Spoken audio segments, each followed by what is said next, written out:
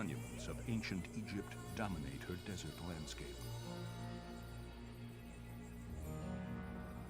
They remind the world of the fabulous power and wealth of a civilization that flourished thousands of years before the birth of Christ.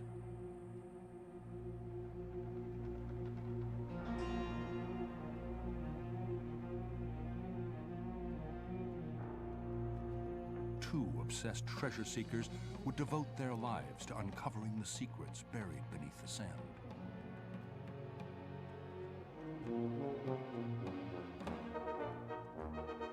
One was a circus strongman. The other, a stubborn English archaeologist. Their unmatched passion would bring Egypt's past to life.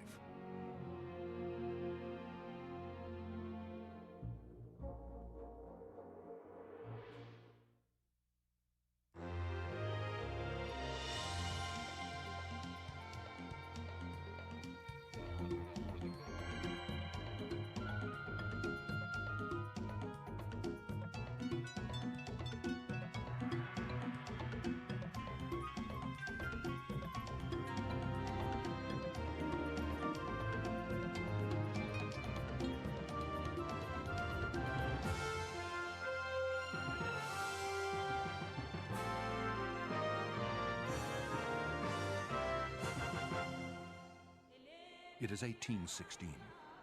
A 7-ton stone head lies face up in the burning Egyptian desert. It's been there for over 3,000 years. Now it's under the scrutiny of a tall, strange Italian dressed like an Arab. His name is Giovanni Belzoni. The greatest treasure seeker of his time, he has staked his reputation on transporting the Colossus to Europe. If he fails, he will be penniless in a strange and exotic land. His whole life is in the balance, and it's been quite a life. Born in Padua in 1778, Belzoni showed an early enthusiasm for mechanics. His father recognized his talent and placed him in a monastery, where he studied engineering.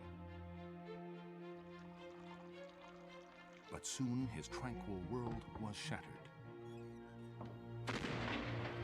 Napoleon's army had swept through Italy and closed many of the monasteries. The sudden entry of the French army altered the course of my education, and being destined to travel, I have been a wanderer ever since.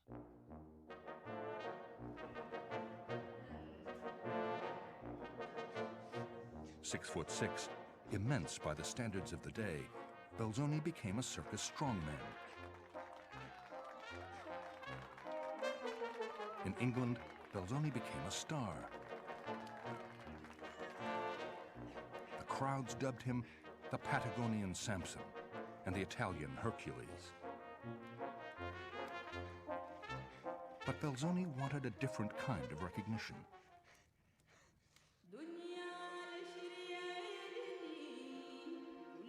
Following his passion for adventure and engineering, Belzoni voyaged to Egypt with a scheme to sell water pumps to irrigate the desert.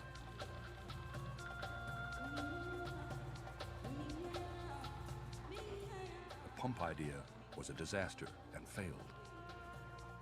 But Belzoni fell passionately in love with Cairo.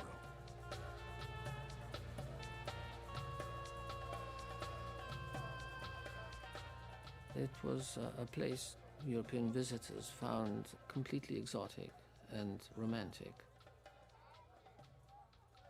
Altogether a place for adventure, discovery, and experiment. In Cairo, Belzoni reinvented himself. He began to dress like an Arab and grew his beard. But he had to make a living.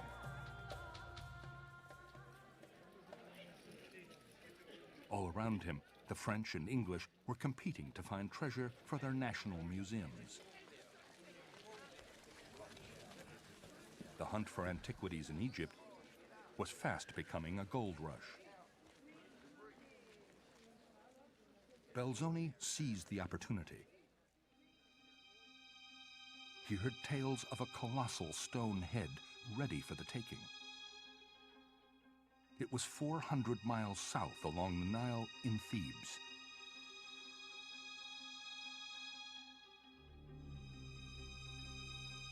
Always persuasive, Belzoni soon had the British paying for a trip to collect the head and any other treasure he could find.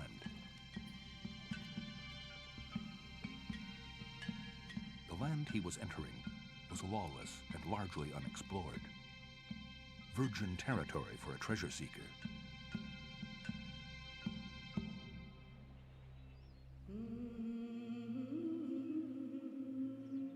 Arriving in Thebes, the ancient capital, Belzoni was awestruck. It appeared to me like entering a city of giants, who after a long conflict were all destroyed, leaving the ruins of their various temples as the only proofs of their former existence. Even their language and writing are totally unknown to us.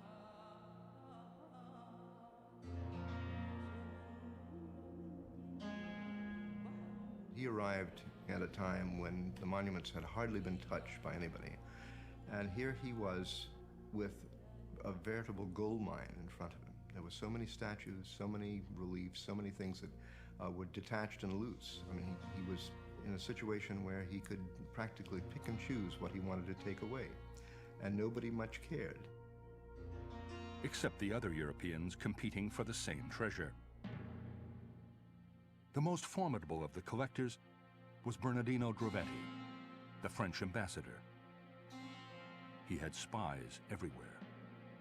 He was already informed that I had undertaken to remove the colossal bust. Belzoni had to stake his claim immediately. I found it with its face upwards, apparently smiling on me at the thought of being taken to England. I must say that my expectations were exceeded by its beauty.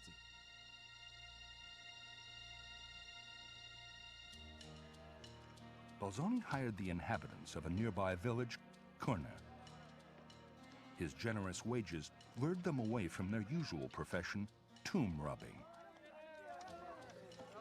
Their new job was to help Belzoni move the Colossus, a task they thought impossible.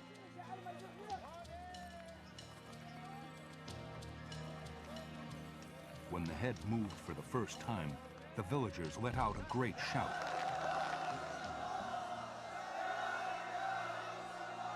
Moving this many-ton piece of stone was such an accomplishment at the time that it's almost unbelievable. He had to have it dragged about 2.5 miles from its site.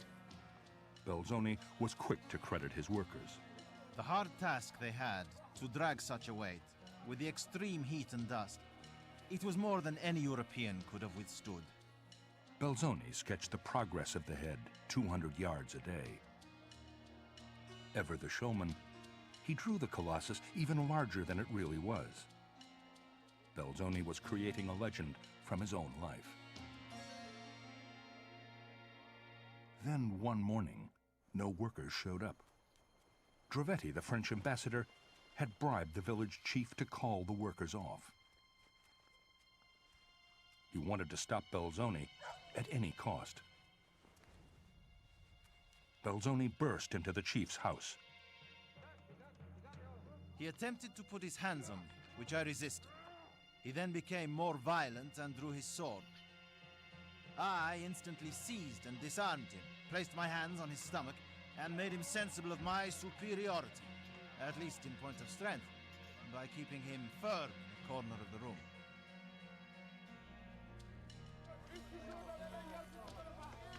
The next day, the Colossus was moving again.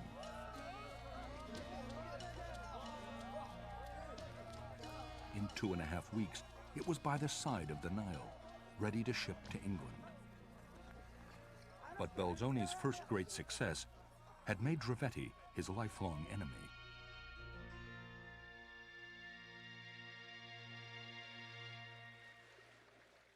Hearing stories of more treasure, Belzoni voyaged further up the Nile.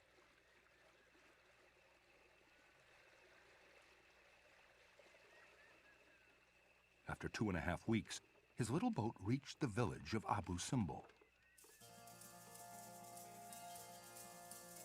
Peeping out from the sand were the heads of 4 colossal statues.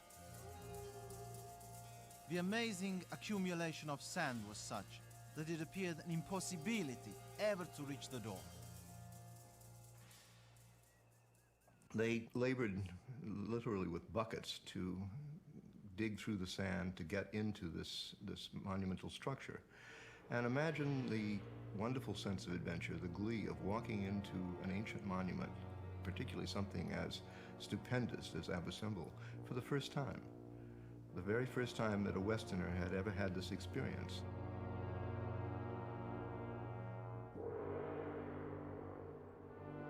Speechless, Belzoni wandered through the temple cut out of the cliff itself.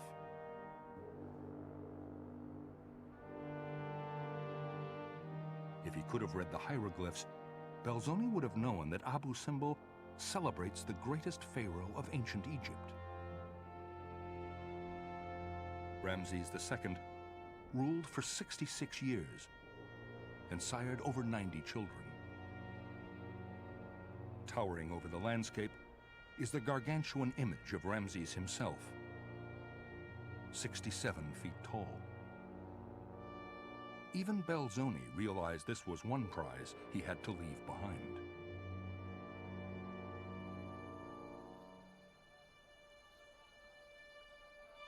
But back in Thebes, it was a very different story. Belzoni bought relic after relic from his friends in the village of Kurna to add to his collection.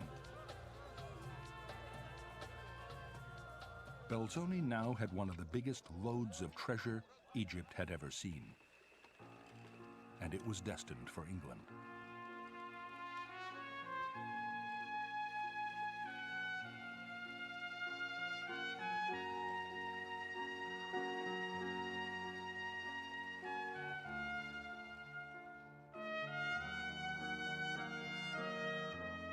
Even today, the young Memnon remains one of the great prizes of the British Museum.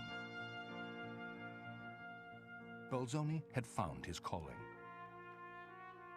Even though no one had yet invented the name, Belzoni was becoming one of the world's first archaeologists. Belzoni was developing a whole repertoire of what we would now consider typical archaeological traits.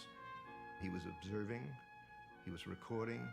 I can't say that he was restoring in quite the sense that we would today, but he was acquiring for museums where things would be preserved. And some of his records, his tracings of reliefs in temples, for instance, and in tombs, are the only record we have of some things that have either been changed or damaged.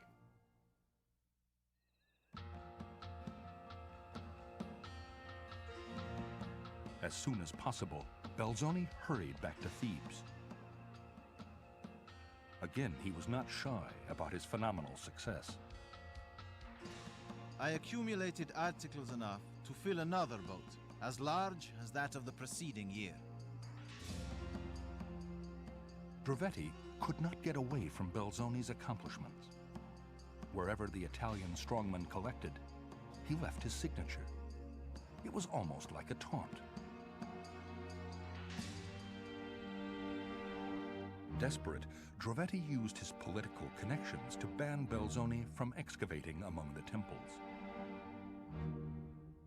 And through his local agents, he even threatened Belzoni's life.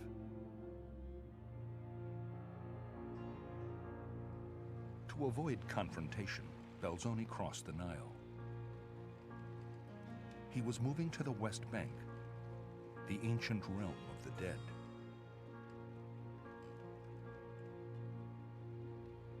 Seeking new sources of treasure, he passed over a low range of desert hills. Belzoni was entering one of ancient Egypt's most holy places, the Valley of the Kings.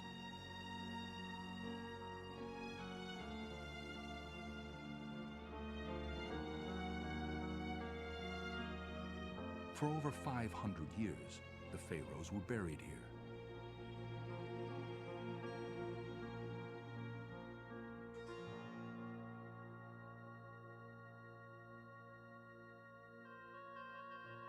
Mummified in a ritual lasting 70 days, Egypt's rulers believed that by preserving their body intact and keeping their name remembered, they could be immortal.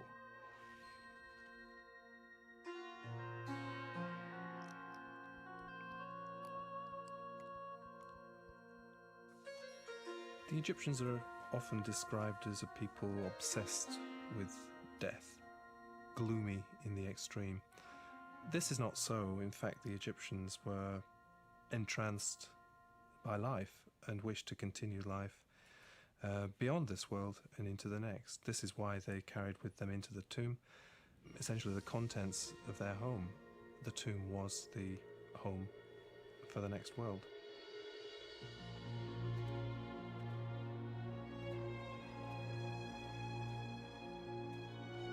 The Valley of the Kings was dotted with tombs that had been plundered before the birth of Christ.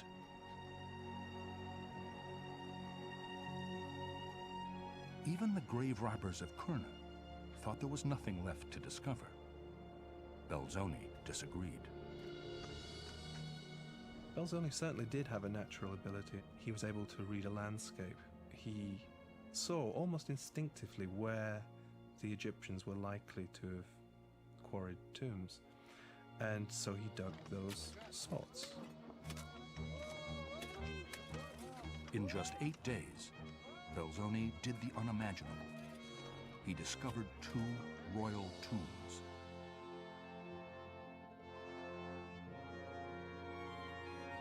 The contents had been looted, and the paintings were in good preservation, but not in the best style. Belzoni had a hunch there were even more beautiful tombs hidden in the valley. He intended to find them. Belzoni, the treasure seeker, was fast becoming a connoisseur. Belzoni's next move was to follow a gully where rainwater ran into the ground. His workers, experienced tomb robbers, thought he was crazy. Why would anyone want to be buried near an underground stream? But in a few days, they opened up Belzoni's greatest discovery, the largest and most beautiful tomb in the Valley of the Kings.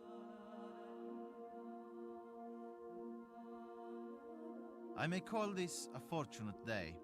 I do not mean to say that fortune has made me rich, for I do not consider all rich men fortunate. But she has given me that satisfaction, that extreme pleasure which wealth cannot purchase. The pleasure of discovering what has long been sought in vain, and of presenting the world with a new and perfect monument of Egyptian antiquity. Belzoni could only gaze in wonder. A mere 5 years later, in 1822, the hieroglyphs would be translated, and visitors would know they were in the tomb of Sethos I, who ruled Egypt at the height of its power. The tomb reflected his glory.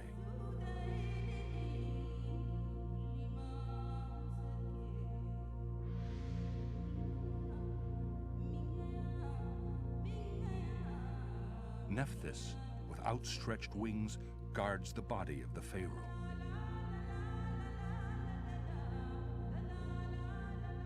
A procession of boats sails across the waters of the underworld to greet the newly arrived king. On the ceiling are all the important gods. They cluster around the constellations of the northern sky, represented as animals, to allow Sethos' soul to pass up into heaven.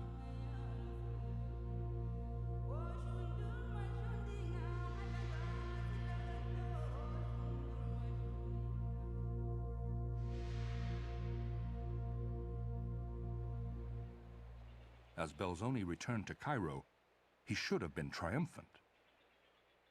Instead, he was furious At this time, I received several journals from Europe and found, to my great surprise, that all my former discoveries and labors had been published in the names of other people, while mine was not even mentioned. Still, Belzoni was not about to let his dream of fame slip away.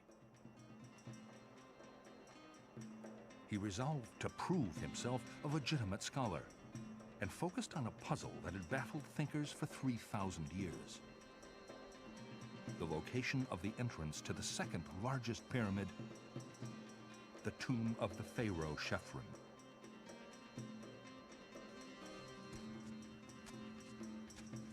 Bypassing false turns and granite barriers, Belzoni explored the passageways to find a huge burial chamber.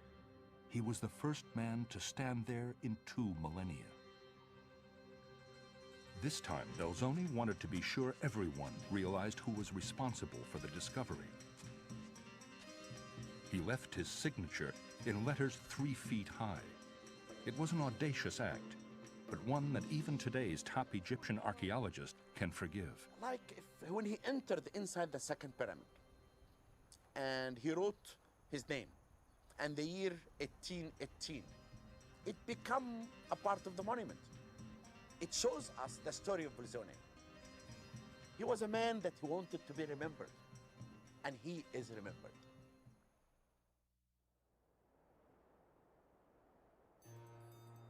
When Belzoni returned to Thebes, he thought his rivalry with Drovetti had died down, but news of his success at the pyramids had preceded him. I was warned by an Arab not to go where the other Europeans were, but I took no notice of what he said, as sometimes those people make much out of nothing.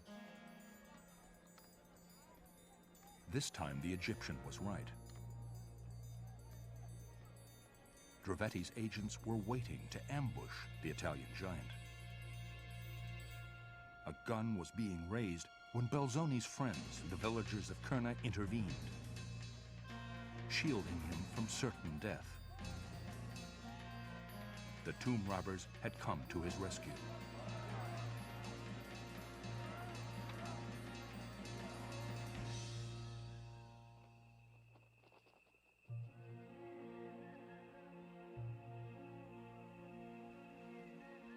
Belzoni knew it was time to leave.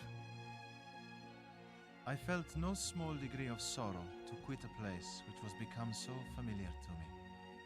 I felt more in leaving Thebes than any other place in my life.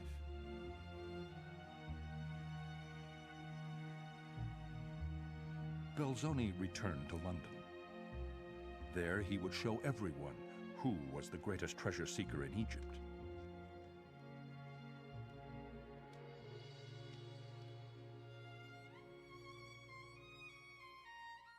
Relying on his circus instinct for self-promotion, Belzoni devoted himself to an account of his adventures and prepared an exhibition. The book came out within a year. It was an instant success.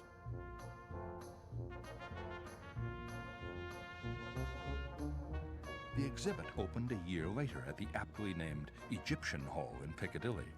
It was a sensation. Belzoni had created the only concrete, three-dimensional experience that people could have of the tombs and pyramids of Egypt. It featured exact reproductions of the 2 most spectacular rooms in the tomb of Sethos.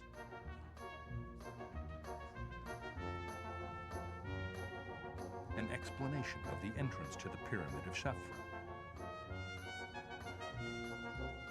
and drawings of Abu Simbel.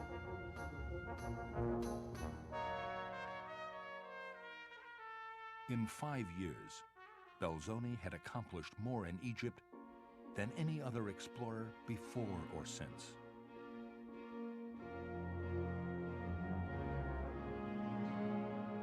He had filled the Egyptian Hall of the British Museum.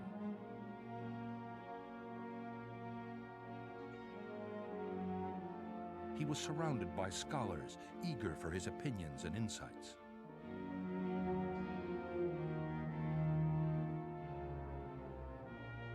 A year later, in Africa, he was cut down by disease.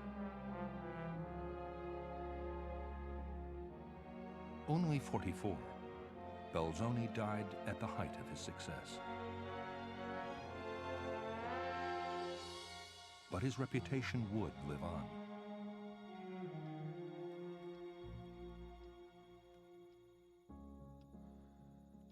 In 1922, exactly a century later, a 47-year-old English excavator, Howard Carter, broods in the Egyptian night.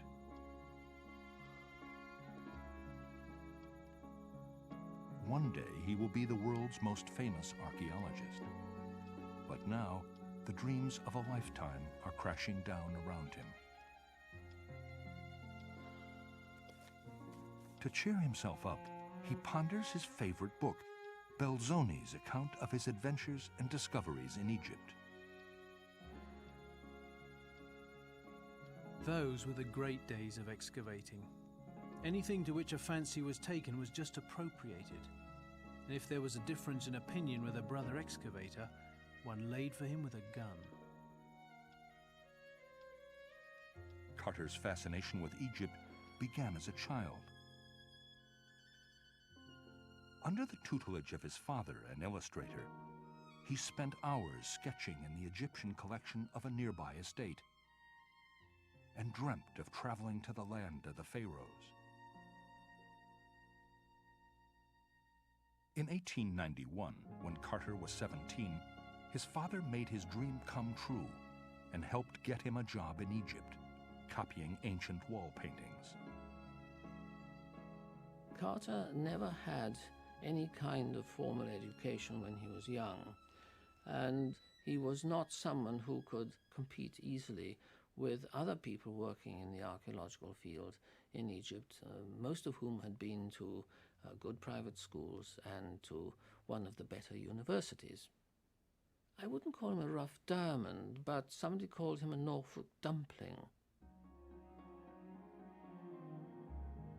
Although he was rough around the edges socially, Carter brought a new level of skill to the vital task of recording Egyptian art.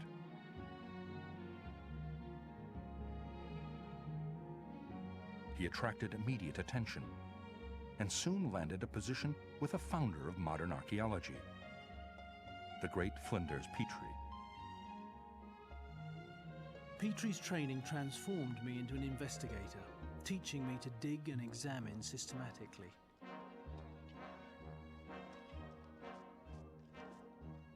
In 1892, Petrie handed Carter a telegram. His beloved father, Samuel, had died. It was in my father's studio, and largely under his tuition I received my early training. We parted in Victoria Station, whence I left for Egypt.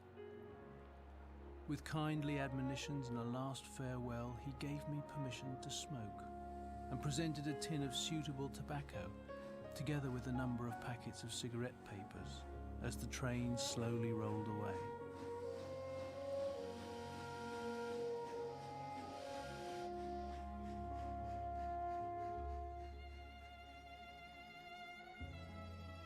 His father was the one who had opened his horizons, arranged for him to be in Egypt. Alone at night, Carter shared his pain with no one.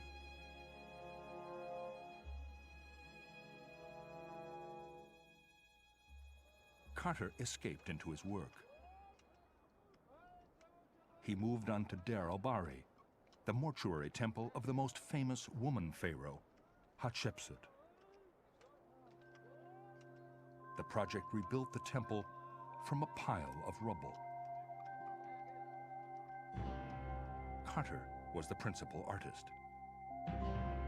Artistically, the site was a continual joy. I learned more of Egyptian art, its serene simplicity, than in any other time or place.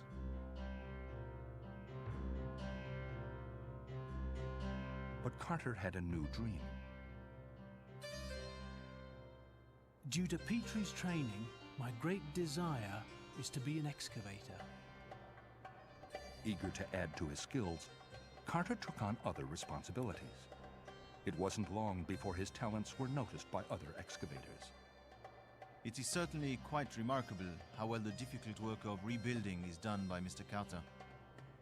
Besides, he has a thorough command of Arabic. He can direct and superintend the men, or rather teach them what they are to do.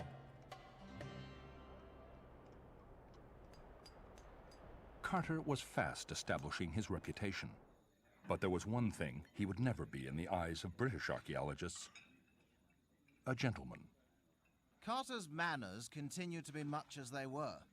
He doesn't hesitate to pick his last hollow tooth with a match during dinner and help himself to whiskey in an absent-minded fashion, emptying half the bottle into his tumbler, then laugh and say he wasn't thinking. To the surprise of many, in 1899, Carter was offered the job of protecting all the monuments in southern Egypt. His ability and dedication had triumphed over his humble origins. Carter was on his way, and he was only 25. Carter became chief inspector very early in his career. He was very young. He took to it like a duck to water. He was very organized, very energetic, very active, and really a very good thing for Egyptology at that time.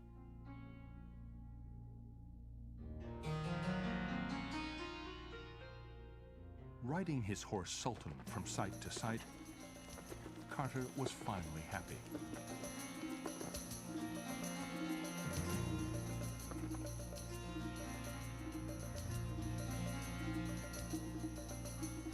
The very best part of Carter's new job was that he finally had the chance to excavate on his own. Supervising digs in the Valley of the Kings, he used instinct and an eye for detail to open a variety of tombs.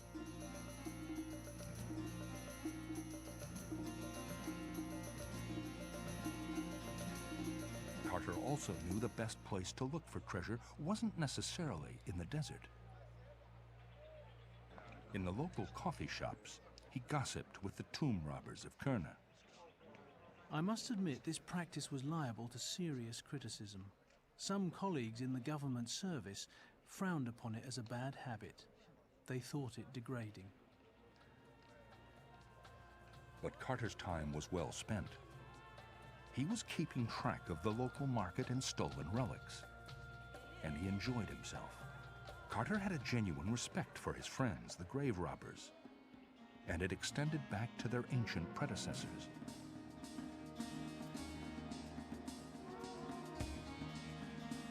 One can imagine the scramble through a small hole into the burial chamber. The hectic search by a glimmering light for treasure that was portable. How inevitable it all was.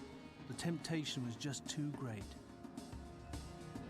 Wealth beyond the dreams of avarice lay there, and sooner or later, the tomb robber was bound to win through. Carter was beginning to come into his own.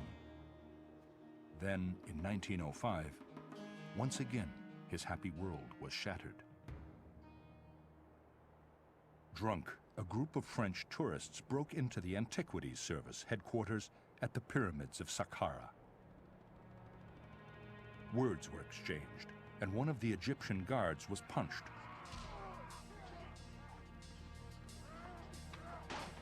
The French smashed up the furniture and attacked the Egyptians with sticks. Carter didn't hesitate. He ordered the Egyptians to defend themselves and joined the struggle. But Carter had violated a sacred colonial taboo, and the French demanded an apology. He was a stubborn man who was quite unwilling to bend his attitudes in this respect towards what you might call the diplomatic necessities of the moment. He was not prepared to apologize because he did not think that he had done anything wrong. Well, he had done something wrong. He had allowed his workmen to raise their arms against foreigners, and that was an unforgivable sin at that time in Egypt.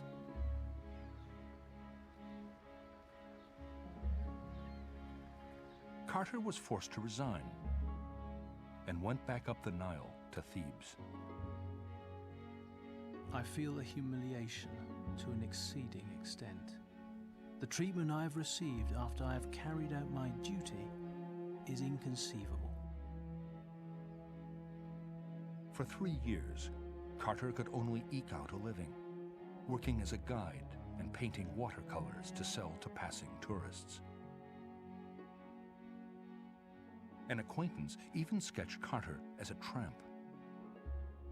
His fortunes were at their lowest ebb, when quite unexpectedly, he was befriended by the man who would transform his life, Lord Carnarvon.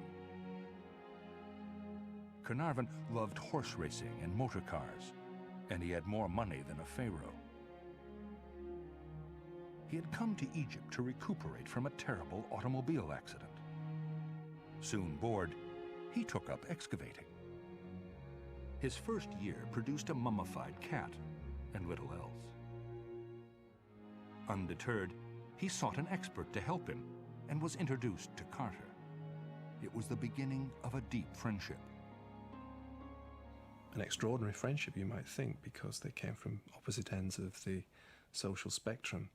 But it seemed to work. They were both loners. They both had a passionate interest in Egyptology, and they hit it off. They obviously had a lot in common. Carnarvon believed in luxury, and Carter soon developed a taste for fine wine to go along with the salmon, tongue, curried fowl, and other delicacies Carnarvon ordered from London. Carter started to dress like his patron. He even used the same cigarette holder. In 1910, bankrolled by Carnarvon, Carter built himself a house in the desert near Thebes. He called it Castle Carter. Carnarvon's financial backing was a bet on Carter's intuition.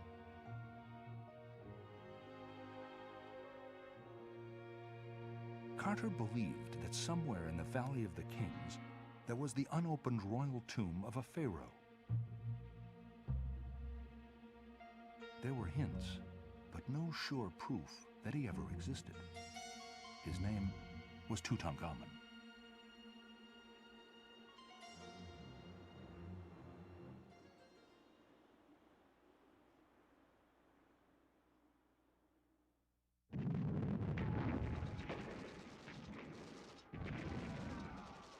In 1914, World War I broke out. Carter joined British intelligence in Cairo. Not part of the upper-class elite, he was relegated to tedious office routine. After 3 years, he was allowed to return to Castle Carter and his life's work, finding the elusive Tutankhamun.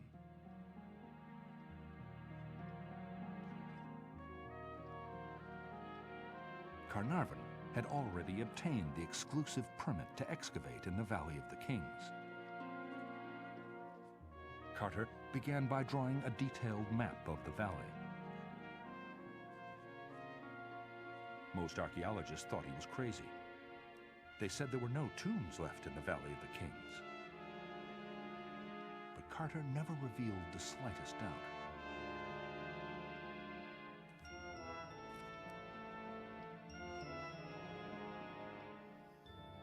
I suggested to Lord Carnarvon that we take as a starting point the triangle of ground defined by the tombs of Ramses II, Meremptah, and Ramses VI, the area in which we hoped the tomb of Tutankhamun might be situated. Mountains of rubbish thrown out by previous excavators encumbered the ground in all directions. Clearly, the only satisfactory thing to do was to dig systematically right down to bedrock. It was rather a desperate undertaking.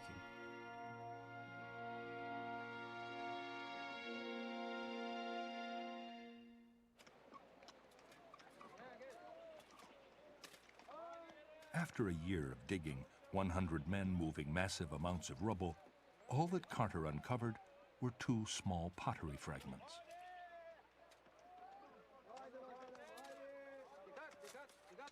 The excavations continued, unearthing nothing.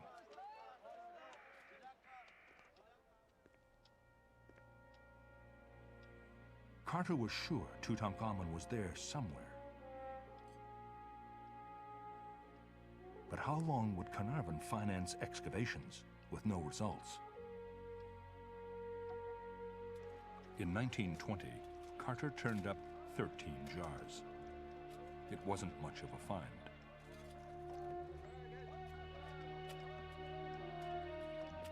More excavations just moved stone from one part of the desert to another. The digging had gone on for 6 years. Carnarvon summoned Carter to his office at Highclere Castle. It was the moment Carter had been dreading.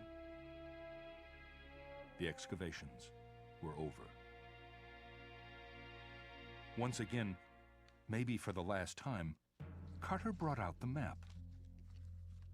The triangle Carter had originally laid out was inked in. It had all been excavated, except for one small area near the tomb of Ramses VI. Carter proposed a desperate bargain. He would personally pay for the excavation of this untouched place if Carnarvon would keep the permit to dig.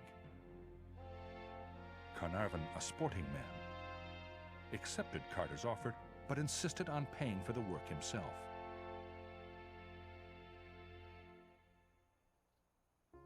When he returned to Egypt, Carter told his friends he had found a companion to share his life. Rumors spread that he was getting married, but the companion was a canary he had brought in England. His servants were sure the pet was a good omen. Mabruk, it's a bird of gold that will bring luck. This year we will find, inshallah, a tomb full of gold. The workers realized this was the last chance. Even the water boy, the lowest-ranking member of the team, got in on the act. He poked around with a stick and was astonished to find a limestone step buried under the sand.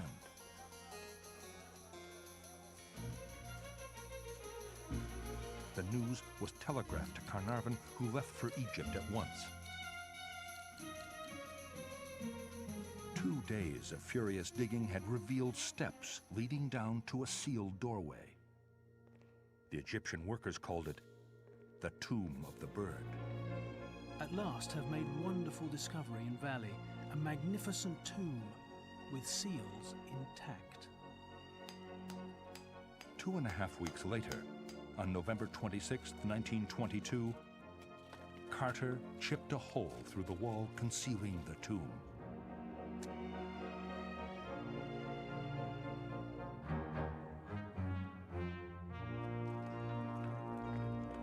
I was struck dumb with amazement.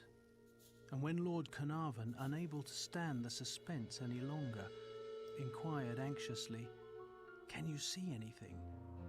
It was all I could do to get out the words, "Yes, wonderful things." As my eyes grew accustomed to the light, details of the room within emerged slowly from the mist. Strange animals, statues, and gold. Everywhere, the glint of gold.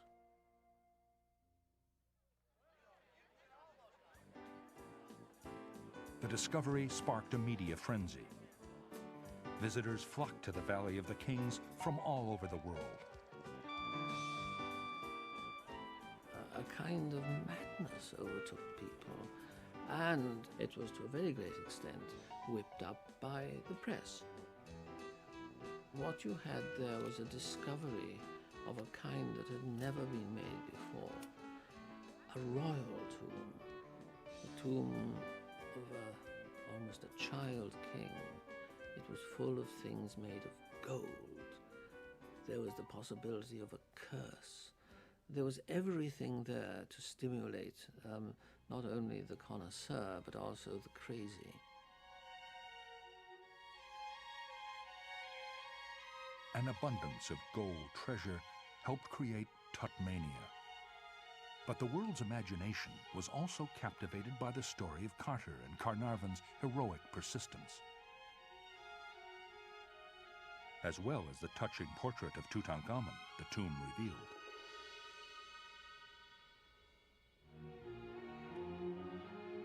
The Golden Throne is decorated not with a scene of triumph in war, but with the 16-year-old pharaoh being lovingly caressed by his equally young wife, Ankhesenamun.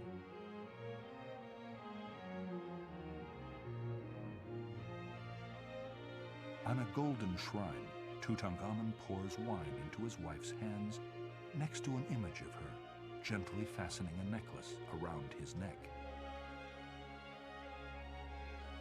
Carter was moved almost to tears. These are charming scenes and full of kindliness, which it pleases us to consider modern.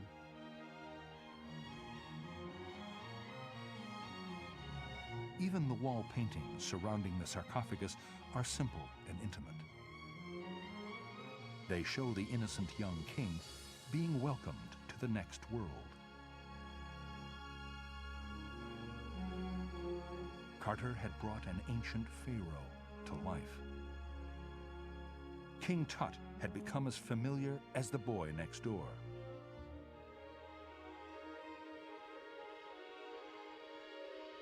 Nobody has ever found anything to match Tutankhamun, either in Egypt or anywhere in the world.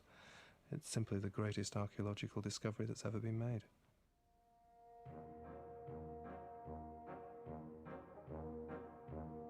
Clearing the tomb was a huge task that would ultimately take 10 years of Carter's life.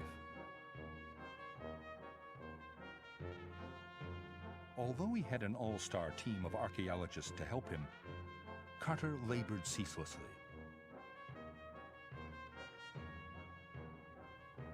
All the pressure in the end came down to Carter. He was the director of the excavation, the excavator, the artist. He controlled everything. Carnarvon had ceased to participate in the actual work of the excavation, but he was interfering all the time, and he brought these important people to see the excavation. They interrupted, they got in the way, and Carnarvon exploited the situation in a way that Carter really could no longer abide.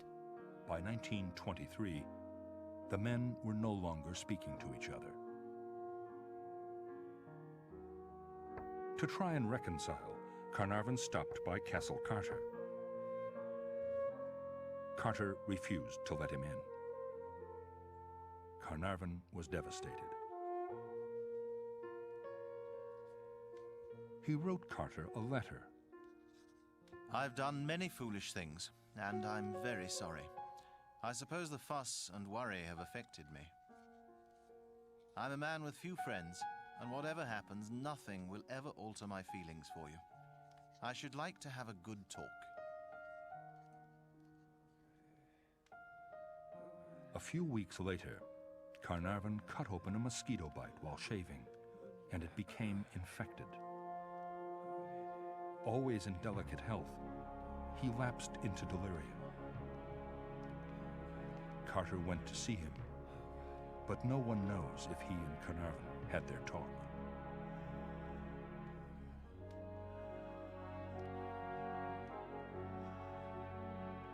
April the 5th, 1923.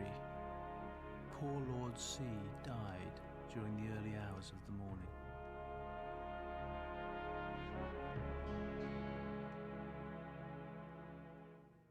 Immediately, Carnarvon's death was attributed to the curse of the pharaoh. Carter had no time for such speculation. All sane people should dismiss such inventions with contempt. If there was a curse of the pharaohs, I think perhaps it was granting to Howard Carter his greatest wish, which was to discover Tutankhamun. Because once he'd found Tutankhamun, once that dream had been realized, there was nothing. There was nothing left for him. Carter became a world celebrity, but was never able to write the academic study that would secure his place among Egyptologists. An old, sick man, he sat on the porch of a hotel in Luxor and drank alone. Occasionally, a passing tourist would join him. By early 1939, in failing health, he had left Castle Carter for the last time.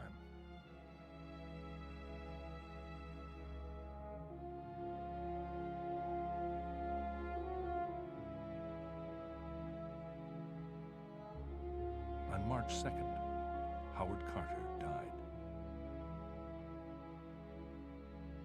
Only one of his colleagues came to the funeral. The inscription on his gravestone read simply, Howard Carter, archaeologist and Egyptologist. But perhaps his epitaph should have been what was written on a small wishing cup Carter discovered in Tutankhamun's tomb. May your spirit live. May you spend millions of years, you who love Thebes, sitting with your face to the north wind, your eyes beholding happiness.